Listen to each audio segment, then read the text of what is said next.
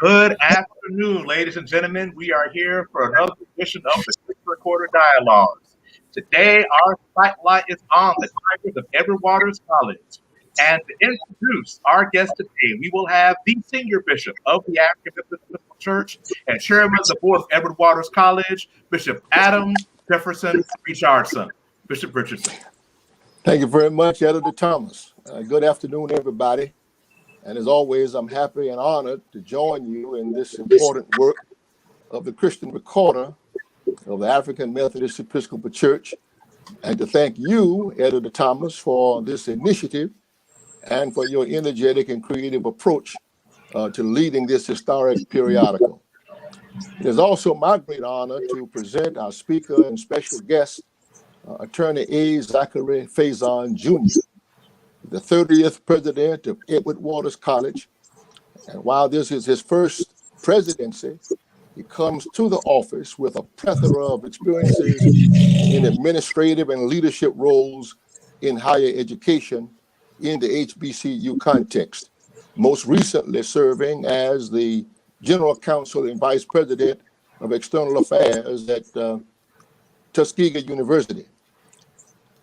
He hails from Atlanta, and he is a graduate of the Albany State University, and then earned his Juris Doctorate from the University of Georgia with additional studies at Harvard University Graduate School of Education.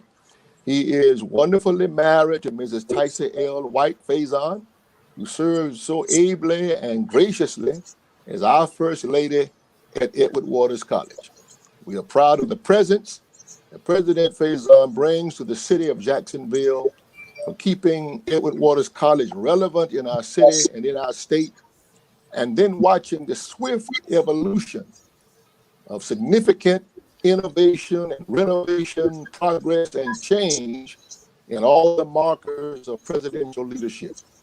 He is a skilled, creative, and courageous administrator. And as chairman of the board, I'm pleased to present the esteemed and effective president and CEO of Edward Waters College, Attorney A. Zachary Faison, Jr. Bishop, thank you for being with us today. We know that you have some other responsibilities, so we know you're going to be around with us as long as you can. And if we can bring you back at the end to close, we'll be happy to have you. But thank you again, sir, for that great introduction. So now, without further ado, we'll have our interview with Dr. Faison and Morgan Dixon about Edward Waters College. Thank you, Bishop. We're looking forward to this interview today. Thank you. Good afternoon. I am excited to be with you again. And this is a Wolverine wearing Edward Waters College sweatshirt. So I'm feeling good. You got on the colors. You got them on. We agree on the purple. There we go. So excited to have you with us, Dr. Faison. I've been looking forward to this. And as I've been deep diving into the college and as well as you yourself, I'm excited to hear what's on the horizon. So the first question I just want to ask for those who don't understand, don't quite know why we're here, give us a little bit of, give us the elevator pitch of who is Edward Waters, the college, and why Edward Waters? Well, first, Reverend Dixon, first of all, let me just say again, thank you so much, very much for inviting me to be a part of TCR Dialogues. And I would be remiss if I did not thank our bishop, our senior bishop and chairman of our board, Bishop Adam J. Richardson, Jr. And Supervisor Connie S. Richardson for the tremendous leadership that they provide to Edward Waters College and their support for the ongoing work that we do here at EWC. But Edward Waters College, so Edward Waters College is distinctively the state of Florida's first independent institution of higher education and first historically Black college or university. We've been here since 1866, so 155 years that Edward Waters College has been providing access and opportunity to a higher education for the citizens, not only here in Jacksonville, in the state of Florida, but for students from throughout the world. And so we are excited about this institution. And, you know, this is actually my second opportunity to serve at EWC. I had the pleasure of being at Edward Waters College back in the late 2000s and served in the institutional advancement role there. And my wife and I said if we ever had the opportunity to come back to Edward Waters, that we would certainly seriously explore that opportunity. Did not know that I would have the opportunity to come and serve as its president, but certainly the Lord has been blessing us as we've been here now almost 4 years this summer. So it truly is a real labor of love and an exciting and transformative time here at Edward Waters College. Wonderful. So I've had the opportunity to drive through the campus. My brother and sister-in-law lived in Jacksonville for a brief time, and it was raining that day, so we didn't get out and walk. But I know there have been lots of physical improvements to the campus. Can you elaborate on those since your administration? Absolutely. Well, one of the things that we are most excited about is just last month, we were able to complete and have a formal ribbon cutting and dedication of a comprehensive renovation of our largest student residence facility. It was formerly named Tiger Landing, and we have since renamed it now for our bishop. So it is now the Adam J. and Connie S. Richardson Hall on the campus of Edward Waters College. It's almost 200 beds. It was a $4.3 million renovation. And so we are just super excited because you have to always maintain in the forefront that we have to offer competitive facilities as we look to retain and recruit students. And so, again, it's been an exciting addition to our campus footprint, and we're excited about it.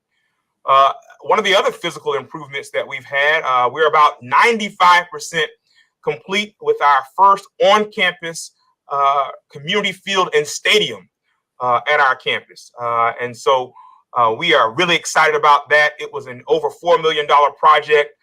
It is nearing its completion, and we look forward to being able to have our official dedication for it sometime in late summer, early August, so that we can open our first home football game proper here on our campus this upcoming fall. So we're very excited about that. We also, later this month, we haven't even announced it, so TCR Dialogues is getting the scoop. We are actually getting ready to have a ribbon cutting for almost a $250,000 renovation to our campus biology laboratory. So we are very, very intentional around wanting to bring all of our spaces, our academic spaces, our student spaces into the 21st century to make sure that we're providing a competitive environment for the living and learning environment for our students. So we'll be announcing that and having that ribbon cutting a little bit later this month. So again, it's just a real transformational time in terms of physical and facility improvements throughout our campus. That's wonderful. So the next time you guys play Jackson State and you meet Deion, you'll get a chance to host him at home. Absolutely. We're looking forward to, this upcoming year, one of the things that this administration did, is we are also on the precipice of moving. We're an NAIA institution now, to moving to the NCAA Division II level. We received an invitation to join the SIAC. There you go. I know is where your alma mater formerly was a member of the SIAC, but I'm sure some of the listeners and viewers out there will recognize names: Clark Atlanta University, Tuskegee University, Fort Valley State, Albany State. All these are member institutions of the SIAC. So we are excited about joining that auspicious conference in the coming months. That'll make some very competitive HBCU interaction. Outstanding. Absolutely. So you were talking about getting ready for the next phase ahead. It's been a challenging time over the last year. And it's been a year later from COVID. What are some of the learnings that you've had as you've had to pivot to more of an online presence? And how are you stronger coming out of COVID as we look forward to the future? Yeah, well, I would have to say that I think the biggest thing that I've just been so enthusiastic and pleased to witness is the tremendous adaptability of our faculty and our staff and our students throughout this pandemic. It was about a year ago this time that we ended up doing everything virtually. We went completely online, as so many other institutions around the nation did this time last year. In about less than a week, our faculty came together with our administrative staff, our IT, and we put we went to remote learning with all of our degree programs, all of our programs of study in a purely 100% academic online space. And so that was just it was incredible to witness how we as a community really pulled together and did what was necessary to continue being able to provide quality instruction to our students. And so that's what we've been doing for the past year. This past fall, we did actually, though, welcome some students back to campus. We had an outcry amongst our students that said, hey, we want to get back to our campus. And so fortunately for EWC, we have not had any mass outbreaks. I certainly have to give much of the kudos to that to our students. They have been responsible with their mask wearing, with their physical and social distancing throughout this academic year. And we've been very, very blessed. Testing has been ongoing throughout the academic year. And just about 3 weeks ago, our governor visited our campus, and EWC has been slated as a vaccination site here in Jacksonville. And so we actually are a vaccination site for the Jacksonville community. We're doing 500 vaccinations, up to 500 vaccinations a day, 7 days a week. So our staff and students just have managed wonderfully during what has been a very difficult and challenging time. That's wonderful. That is really great, the way that you've been able to engage the community that way and to provide resources for the community. That speaks to one of my next questions. How has the Jacksonville community received Edward Waters? I know many times the townies and the colleges can have this tension, but how has Edward Waters maintained an amicable relationship with the community? Well, we're fortunate, again, to really sit right in the heart of the Northwest Jacksonville community here at EWC. And certainly there have been long-standing partnerships. EWC has been a nerve center for impactful work in the community here in Jacksonville for decades. Mm-hmm. And so the greater Jacksonville community has really, truly embraced Edward Waters College. It's been that way, and I think it's expanding. One of the things that we were very excited about is when you heard me mention the renovation of our largest student residence facility, as well as the on-campus stadium. The funding for that was provided by the city of Jacksonville. So we think that that is demonstrable evidence of the relationship between Jacksonville and Edward Waters College. It's very rare that you find a private institution that's supported so robustly with public funds. And so, again, we think that that is a testament to the tremendous value of Edward Waters College in the Jacksonville community. And so certainly our entire community, faculty, staff, students, alumni, as well as citizens throughout the Jacksonville community have a growing sense of pride in our institution. And there certainly is opportunities for greater partnership between Edward Waters College and so many other community entities. That's wonderful. Currently, what's the student enrollment at Edward Waters? So we have been tremendously blessed. I will tell you that Edward Waters College is one of only a handful of the 37 UNCF private HBCUs that actually experienced an enrollment growth in the middle of this pandemic. I know that you may have read so much about, drops in enrollment and some difficulties that institutions around the country, both HBCUs and non-HBCUs, are having in this space. Well, that was not the case for EWC. In fact, our enrollment was at 969 students this past year, which is our highest enrollment in 16 years. Wow. And so, again, God has been tremendously blessing our institution. Certainly, our enrollment management team has done a phenomenal job. But I will tell you, it really is a comprehensive, a holistic effort from all of our campus constituencies, our faculty, our staff, our enrollment management team, academic affairs, just everyone. And that's why I was mentioning earlier, it really has been a joy to watch how our community has come together in a time of challenge to not just meet the mark, but to be able to really exceed the mark in almost every respect. So again, our enrollment is the highest it's been in 16 years, and we are looking forward to even greater growth as we move forward into the coming year. That's outstanding. I think with all the spotlight on historically Black colleges and universities, certainly with our Madam Vice President, as well as all the things that happened this past summer, I'm excited in general, just as a HBCU alum and grad, that we're finally getting some national shine. Yeah, getting a little love. Yeah, we love it. We want to keep the momentum going. That's wonderful. That's outstanding. Speaking of that, how has alumni giving and support been for EWC? Well, our alumni are strong supporters of Edward Waters College. Our alumni are front and center. They are often engaged. They are often wanting to give us their input, wanting to give us their perspectives, their opinions.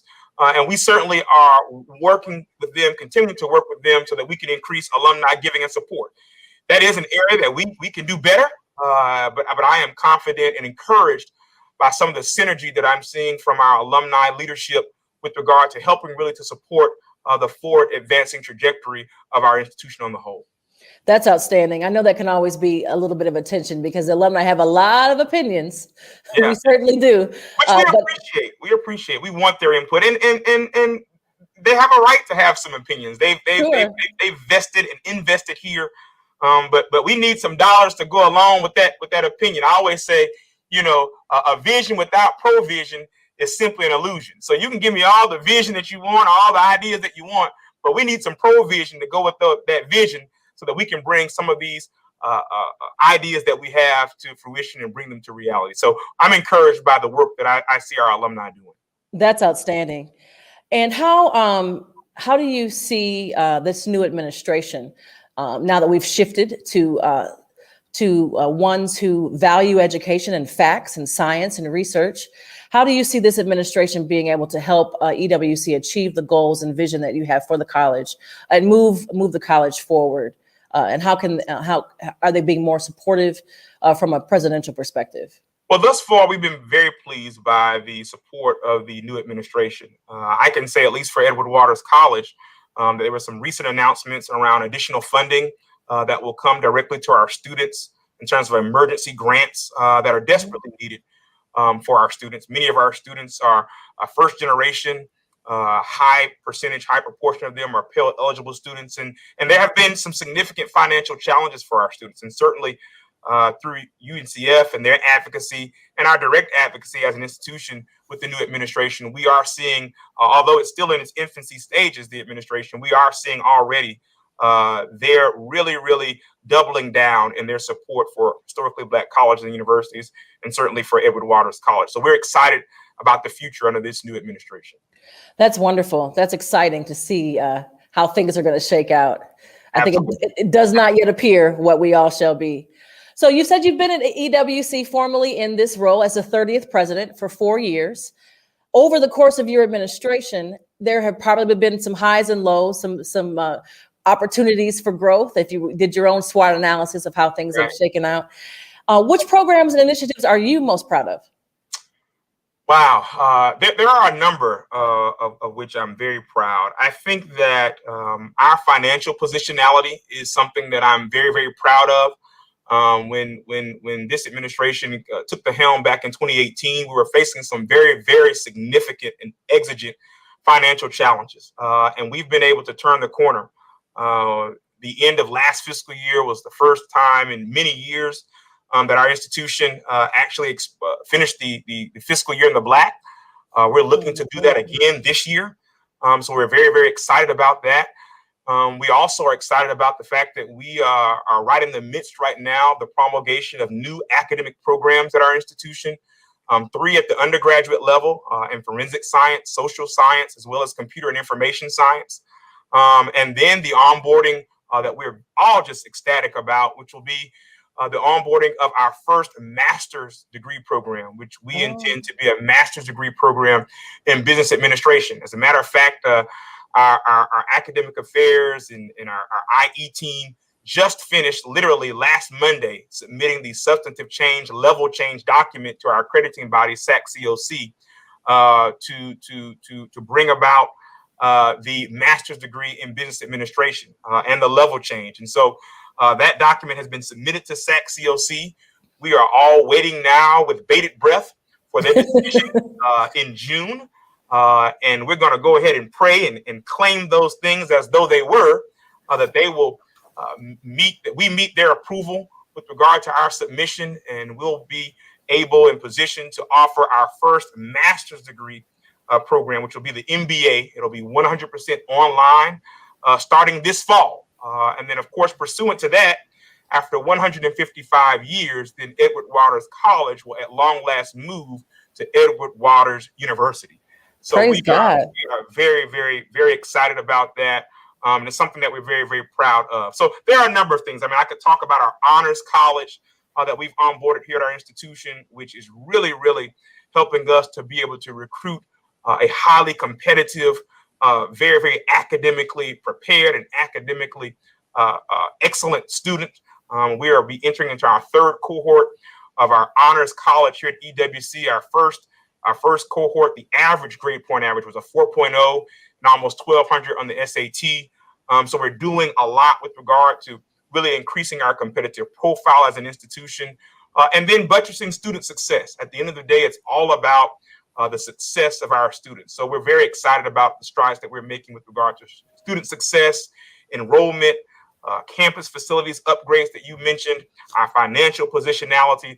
Again, it is just a really exciting time to be at Edward Waters College. And this is an institution that is strongly, and very steadily on the move forward. That is very exciting. So everybody, you hear that. So those of you who missed your opportunity in undergrad to get your HBCU degree, you can get your MBA at EWC. Absolutely. And there you go. Fall 2021. You'll be hearing more about it, but it's 100% online. So you can be in Atlanta, you can be in Alaska, you can be international. I know that our AME family is international. So if you want to go back and get that master's degree in business administration, Edward Waters College will be the institution for you. Actually, Edward Waters University. There we go. Will be the there we go. For you. So we're excited about that.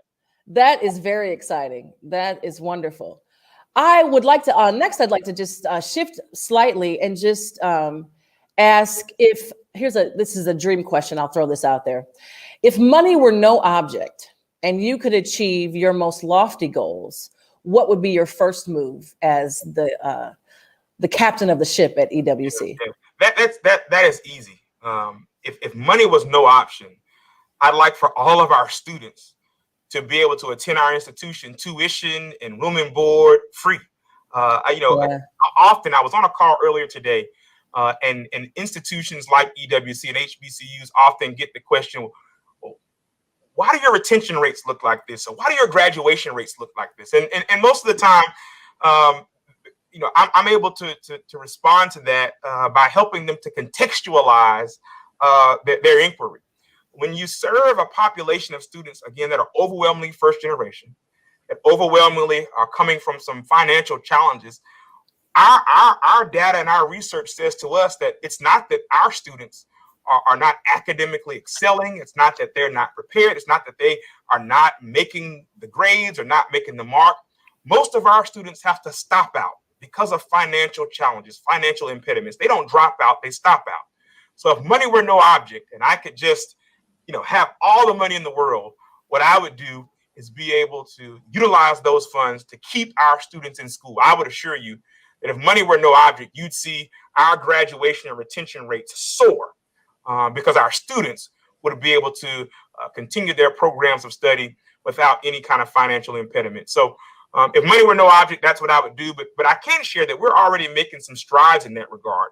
This past year, we launched a new program called our We Got You program, where we were able to say to all of our current returning students that whatever it is that your financial balance was. So, for example, you've gotten your Pell Grant, you've gotten this grant, you've gotten this financial aid, and there may be a gap, $2,000, $3,000, that's keeping you from coming to school. We were able to offer every single Edward Waters College student that needed some gap funding, support, and assistance so that they could return to our institution this past fall. So, we're excited to continue doing that. But as we grow, we're going to need more funds to be able to do that. So again, if money were no object, that would be the first thing that I would do, is to secure those funds so that we could keep our students persisting at our institution.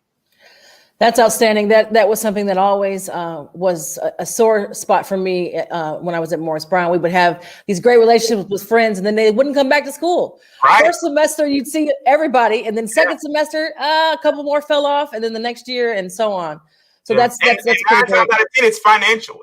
Certainly. It's so disheartening when you see a young woman or a young man who, I mean, are doing well. They are, I mean, but for whatever reason, they may have challenges at home. Parent may have lost a job, grandparent may have lost a job, and they're not able to come back. And then what we often see is they'll say, oh, well, I'll be back next semester, I'll be back next year. And then next year turns into 5 years, 10 years, and they never are able to complete that program of study. So that's what we want to do. We want to be able to stand in the gap and be able to make sure that no student is turned away because of finances. So that's something that would be a dream of mine. Outstanding. With that, are there programs for students who find themselves in that predicament, who were students, let's say 15, 20 years ago, and now they want to come and complete their academic courses there at EWC? I am so glad that you asked that question. So one of the premier programs that Edward Waters has is called our CLIMB program. It's an accelerated degree program, and it's specifically designed for adult learners that may have had some former time in college. Maybe they went a couple of years, maybe they went a year or two or what have you. And for whatever reason, maybe there was a family issue or what have you, they stopped out and now they want to come back. Sure. Well, Edward Waters has the program for those kinds of former students. It's called our CLIMB program, or our accelerated degree program, where you can come. You have to be at least 23 years of age. So again, it's specifically designed for those students that have formerly stopped out or started their program of study to come back to our institution. It's an online program. And so if there are any viewers or watchers out there that are interested and say, you know what, I need to come back. Maybe you've lost your job and said, you know what, I need to kind of recalibrate. You should come back to Edward Waters College. So the program, it's actually a bachelor's degree in organizational management in business. So you can come and complete that degree in as little as 18 months. It depends upon, how many credits you've earned at your former institution. But our CLIMB program is a signature program for our institution. It's again now our accelerated degree program. It's offered online. And so we would certainly love for those persons out there that again would like the opportunity to return to college and get their degree to enroll. So again, they can get more information, www.ewc.edu, and look for the accelerated degree program, because that's the right program for you. Outstanding. While we're talking about programs, you mentioned the forensic science program, and I know I saw from your website that you also offer a degree in biology, business administration, criminal justice, communications, and psychology. Those are the main academic programs? That's correct. And then, as I mentioned earlier, within the next 12 to 18 months, we're looking forward to bringing on 4 more. Again, social work, forensic science, which is one you mentioned, computer and information science, and then, of course, as I mentioned earlier, the master's degree in business administration. So yes, those are our programs, and I think that's just the beginning. As we look on down the road, 5 years from now, 7 years from now, we're always looking for opportunities to expand our brand, to grow our numbers of program offerings, and so we'll be excited and looking very forward to that for the future. So here's a question I have to ask as an HBCU alum.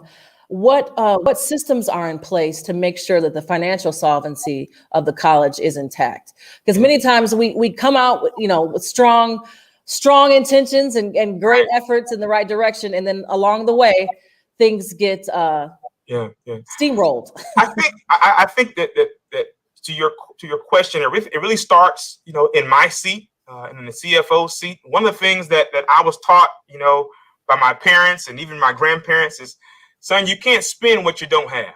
Yeah.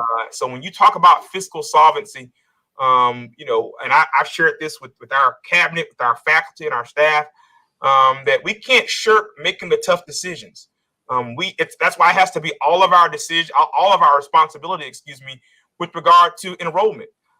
If enrollment, craters, and we can't keep the same number of faculty and staff and have the same travel budgets and have all of the accoutrements that we're used to if the dollars aren't coming in. And so we have to make sure that we're always maintaining that balance in terms of revenues versus expenditures. I mean, I'm an English major, but I can add, subtract, multiply, and divide. There you go. If the funds aren't coming in from a revenue perspective, then we have to make adjustments on the expenditure side. And I think sometimes that's very difficult for leaders to do, because you're talking about folks' lives. But we have to think about, again, the overall health of our institution, and where those decisions have to be made. We have to make those decisions. But then I think on the flip side of that, though, as institutions grow and as institutions prosper, then you also have an opportunity to really advance the institution. You have opportunity for new programs to be able to provide the kind of resources and support that your faculty and your staff are wanting and needing. And so, that's kind of the approach that we've taken.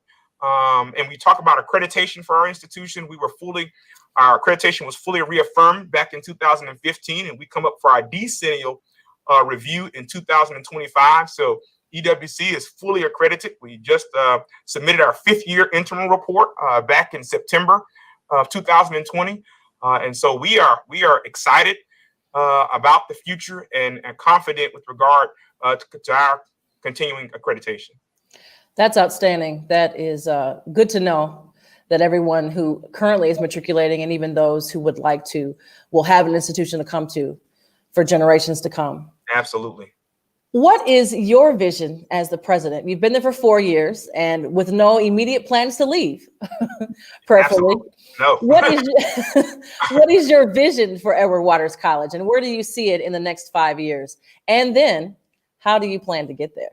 Yeah.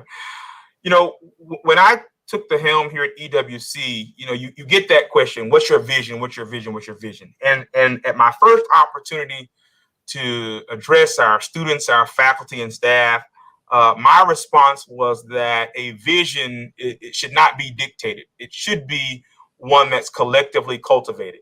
Mm-hmm. And so when people ask me what's my vision, I reflexively say back, no, it has to be EWC's vision, because I have sense enough to know that I can't move anything by myself.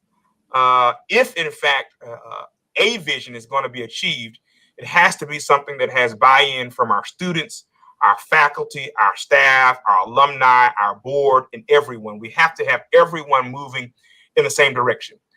So what this administration did was, at our onboarding, we conducted some listening sessions with our students, with our faculty, with our staff, with our board, with alumni, and we began to collectively chart what we wanted EWC to become in 5 years, 7 years, 10 years.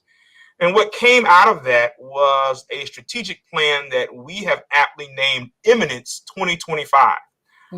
We have a mantra that we kind of have adopted at our institution, titled Emerging Eminence. And so Eminence 2025 really kind of encapsulates where we see ourselves by the year 2025. There are 4 kind of tenets to that. The first one being that we wanted to really inaugurate an academic environment that speaks to 21st century academic success. So when we talk about the promulgation of new market relevant programs, wanting to really delve more, I think, strategically and robustly in the online academic space, the promulgation of a master's degree program and moving from college to university. Those are some of the things that we are endeavoring to complete as a part of that first tenet. The second tenet of our vision was to really be a place, not just in rhetoric, but to really be an institution that is focused upon student success, student achievement, and student leadership, and overall student development. And we are certainly being very intentional around making sure that we have the scaffolding and the systems and support structures in place that will help to bring about student success. Because as I mentioned earlier, at the end of the day, we can focus on all these other ancillary kinds of things. But as my grandmother used to say, the proof is in the pudding of it. And the proof is the success of our students. And so as we look at wanting to ensure that our students not just graduate, I think we've moved beyond that. That success for EWC is not just seeing students graduate. We expect that if we accept you here and you're here, then we expect for you to graduate. So now student success is looking beyond just merely graduating, but really asking the hard questions of ourselves with regard to our students graduating and getting jobs within the major within 9 months. Are they going on to graduate and professional school? So recalibrating and recontextualizing what academic success and what student success looks like for our students. And then our third tenet was around that financial positionality, where we really began to create an environment where, from a financial perspective, we're securing the future posterity of our institution. And so that encapsulates our enrollment growth, our not operating in cash deficits, as has been the case in previous years, that can really jeopardize your accreditation, or jeopardize your ability to continue to offer the programs and to continue to be able to move forward as an institution. So really reimagining our business model.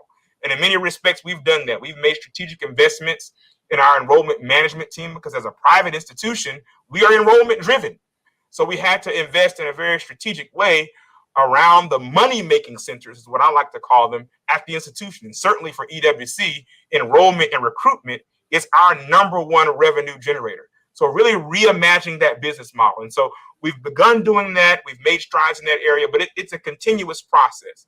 And then lastly, our fourth tenet was really expanding the Edward Waters College brand and setting us apart as a destination institution of what I mentioned earlier, of emerging eminence. So that is really branding our institution in a new and different and innovative way. Anyone that kind of knows me or knows kind of my leadership style, I don't shirk the fact, or I'm not ashamed of the fact that I'm a millennial. So I am always on social media. I know you sent me a message on LinkedIn or either on Instagram earlier today. And so we are branding our institution. If you drive through our campus, you will see that we're knocking buildings down. We're putting up flyers. We're putting up posters. We got Edward Waters everywhere. We're branding our institution. We've got a new website. My thing is, if you don't tap yourself, no one else will. So we are really wanting to make sure that we brand our institution in a very, very significant way, because then what follows that is philanthropic dollars. When folks know that you're in the community, they know what you're doing, they see the successes that you're having, then that philanthropic support will soon follow. So those are kind of the four tenets that kind of made up our vision, and we are really excited about bringing that vision through to fruition over the next coming years. That's exciting. It's exciting to watch and unfold. So how can the AME Church help Edward Waters to imminently emerge?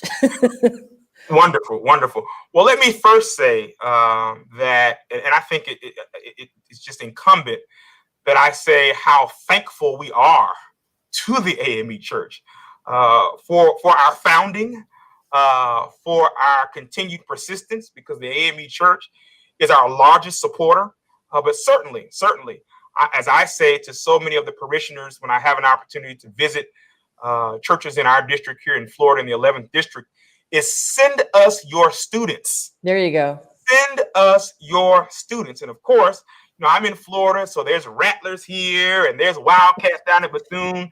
But I always say to them, we're all sisters and brothers as HBCU family. But I always tell them, I said, before there was ever a Rattler or a Wildcat, there was a Tiger. And so we want our AME churches and our AME parishioners to feel pride in Edward Waters, for them to know that this is their institution.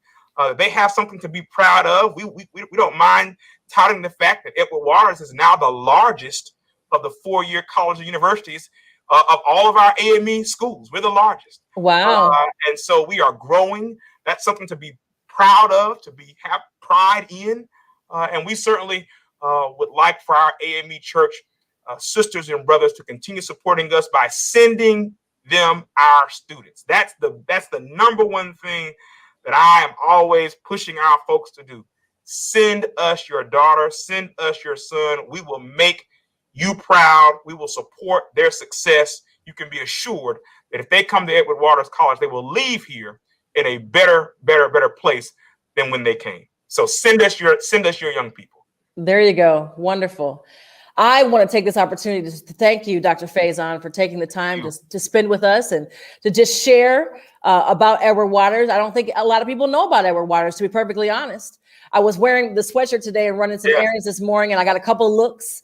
And I wore it proud because, I love to represent the HBCUs, certainly our AME schools. Absolutely. Well, listen, Edward Waters College is distinctively, we are the first HBCU in Florida. Don't get it twisted, as the young folks say. We were here before anyone. All right. We've been doing this work, and we certainly want people to give. www.ewc.edu. If you go on the upper right-hand side of that website, you will see a donate now, a give now button. Please, no gift is too small. We certainly love the large gifts as well, but no gift is too small. But help support us. Again, this is an exciting time to be at Edward Waters. We are an institution that is advancing. We're moving forward. There's so much success emanating from this institution, and we want our partners to be a part of the work, the transformative work and forward-moving trajectory that's taking place here at EWC. That's outstanding. We're going to go ahead and put the giving link before you so everybody can see that. And as no gift is too small, certainly, if you're planning out your legacy donations and you want to consider something that will move forward the vision of education, certainly for the AME Church and within our students, for Black and Brown students primarily. And for those who are just seeking an education in the state of Florida, certainly consider Edward Waters in your legacy planning. Thank you, Dr. Faison. Thank you so very much for having me. Yes, I look forward to visiting the campus when the world opens up again. Please do. You got to come for a game next year. You got to come for a game. We'd love to host you. Outstanding. Thank you so much. Tomorrow, our next dialogue for the Christian Recorder will be tomorrow, Tuesday, March the 23rd, with Claire Babineau-Fontant, the CEO of Feeding America. And we encourage you, Antoine Seawright, who does a wonderful job, is going to spend a little bit of time with her. We encourage you to support the Christian Recorder by buying a subscription. It's only $36 a year. You can visit www.thechristianrecorder.com. And also support the AME Church Publishing House. We have our own wonderful resources right here. You don't have to take your dollar anywhere else. Keep it in our community. For your church, school, and your worship needs, visit www.amepublishing.com. They host Sunday school every Sunday morning. You might see a familiar face there later on in April. Today at 5 p.m., the church school training will be for the spring curriculum. Our sponsors for today's dialogue include the 11th District's own Marvin C. Zanders for Bishop and Jay Augustine for Judicial Council. We're all going to descend upon the 11th District in Orlando in July. Yes. Looking forward to it. Yes. I get my second shot tomorrow, so I'm going to feel a little bit better about that. All right. So we want to thank our supporters, Zanders for Bishop and also Augustine for Judicial Council. And we thank you, AME family across the globe, for tuning in for the Christian Recorder Dialogues. Thank you, Dr. Faison and the Edward Waters community. Have a blessed day. Thank you. Have a blessed day. And again, apply today. We're accepting applications as well. www.ewc.edu. Apply. EWC is your destination institution of emerging eminence. Come visit us.